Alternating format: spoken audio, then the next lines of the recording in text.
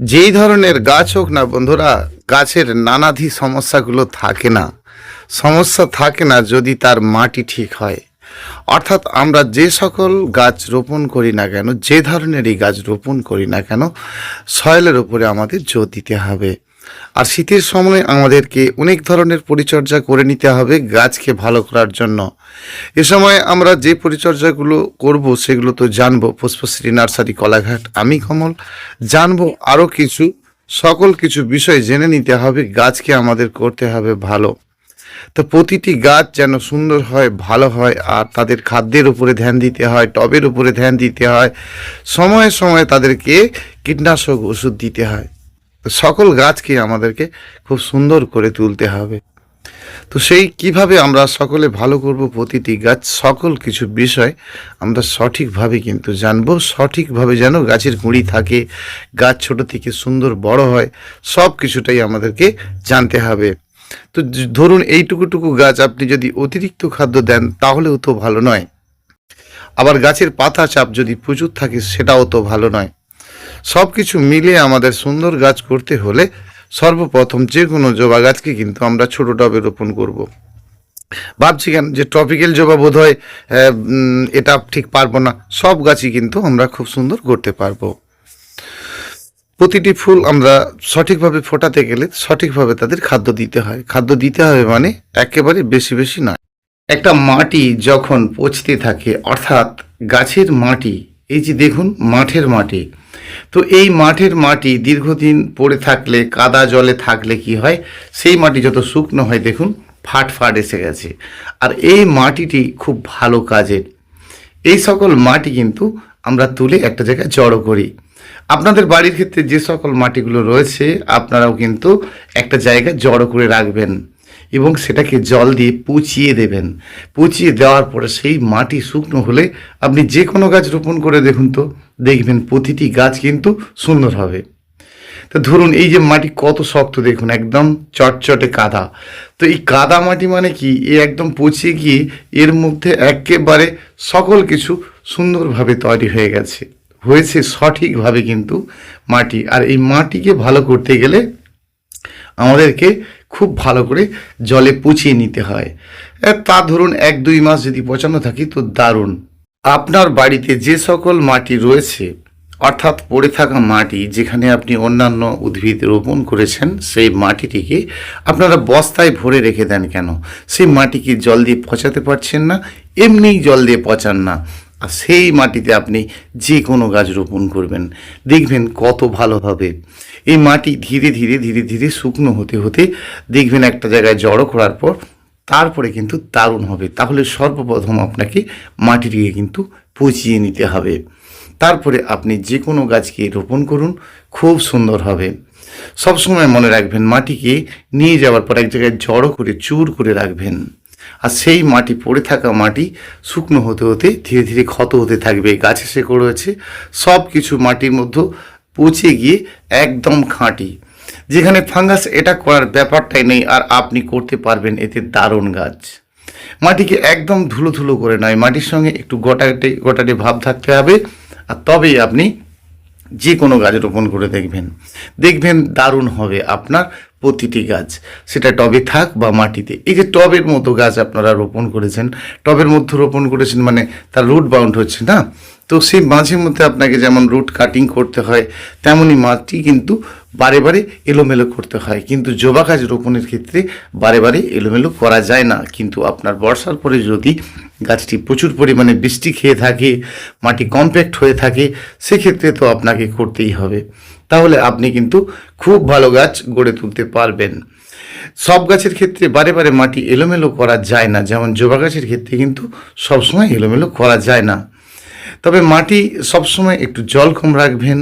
গাছের ফুলের সাইজ ছোট হয়ে গেলে মনে রাখতে হবে যে আপনাকে খাদ্যটা দিতে হবে। খাদ্য একসঙ্গে কখনোই বেশি বেশি গাছে দেওয়া নয়। একসাথে বেশি দিলে কী হবে, গাছের মাটির মতো ড্যাম তৈরি হবে। অর্থাৎ আমরা যে মাটিটার মতো খাদ্যটা দেব, সব সময় তরল খাদ্য দিই বা আমাদের বানানো খাদ্য দিই, সেটা কিন্তু পরিমাণে কম দেব। যদি দেখি আমরা গাছের ফুলের সাইজ ঠিকঠাকই হচ্ছে, ভালো হচ্ছে, তাহলে তো আমরা সব সময়ই খাদ্যের পরিমাণটা কমের পর কম একটু একটু করে দিতে থাকবো।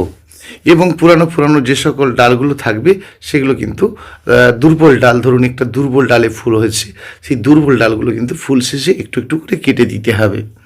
দিলে কি হবে, নতুন নতুন ডালপালা বেরোবে আর সুন্দর সুন্দর তাতে ফুলও বেরোবে।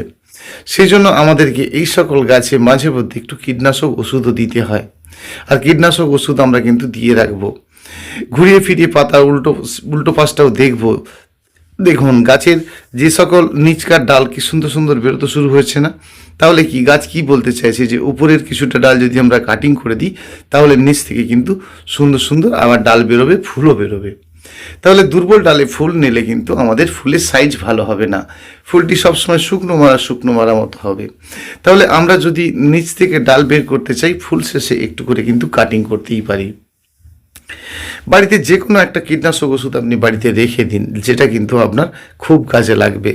লিটারে 1 ml করে মাঝে মধ্যেই দিতে থাকবেন, আর আপনার গাছ কিন্তু দারুণ ভালো থাকবে।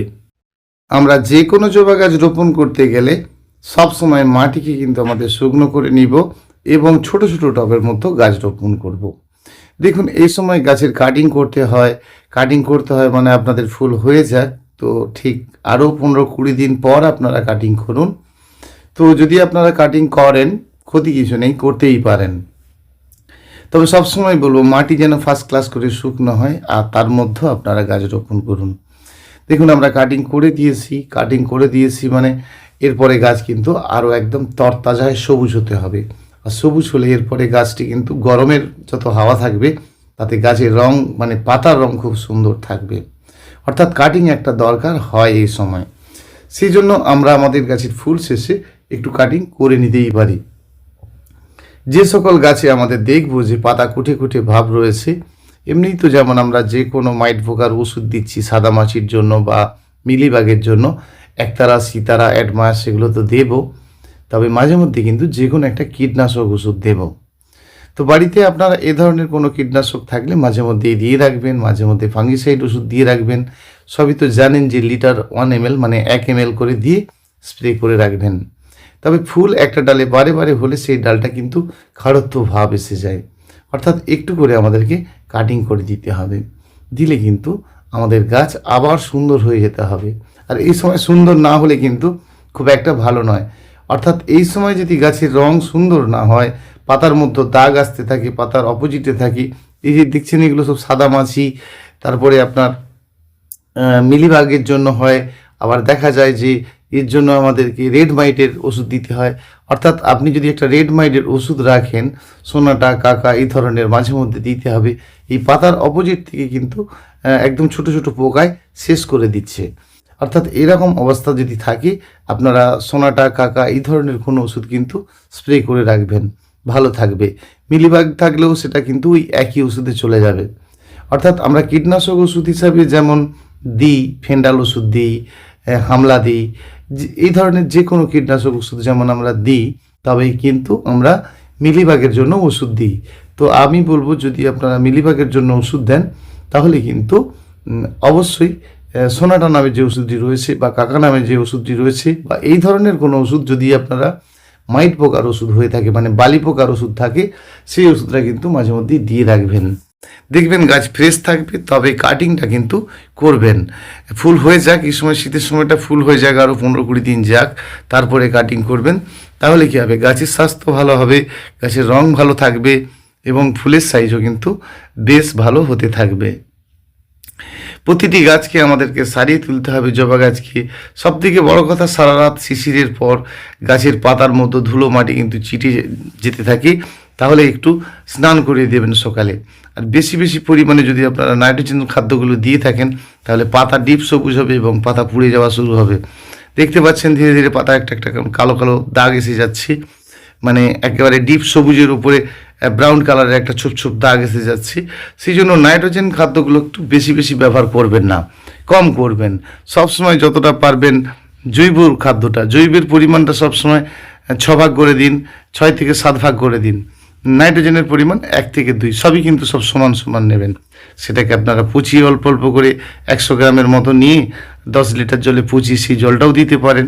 আবার সেটাকে আপনারা কিছুটা মাটির সঙ্গে মেখে একটা জায়গায় জলের ছিটে দিয়ে 6-7 দিন রেখে দিতে পারেন। তো যখন আপনারা খাদ্যটা মাখবেন তার সঙ্গে একটু মাটি দিয়ে মাখবেন, মেখে একটু জলে ছিটে দিয়ে রাখবেন। তো সেই 6-7 দিন পর থেকে সেই মানে গাছের খাদ্য কিন্তু আপনারা দিতে থাকবেন। দেখবেন গাছের রং একদম ফ্রেশ থাকবে, গাছের নিচকার পাতা পরিষ্কার পরিচ্ছন্ন রাখবেন, কারণ গাছের রং থাকাটা খুব জরুরি, কারণ এরপরে গরম আসবে, আর গরম আসলে কিন্তু গাছের পাতার রং খারাপ হতে থাকে। সেই জন্য আমরা কাটিং করার পর বা কাটিং ফুল আরও আসবে, যখন আপনি কাটিং করে দেবেন নতুন নতুন ডগা আসবে, ফুলও সঠিক আপনারা কিন্তু গরমে পেতে থাকবেন। তো আমরা যখনই এই রকম কাজগুলো করে নেব, আমাদের প্রতিটি গাছ কিন্তু দারুণ থাকবে। বন্ধুরা, ছোট্ট করে কয়েকটি কথা বললাম, আর এভাবেই করতে থাকুন। না বুঝতে পারলে আমাকে অবশ্যই ফোন করুন 9609456194। অসংখ্য অসংখ্য ধন্যবাদ আমার প্রতিটি বন্ধুকে।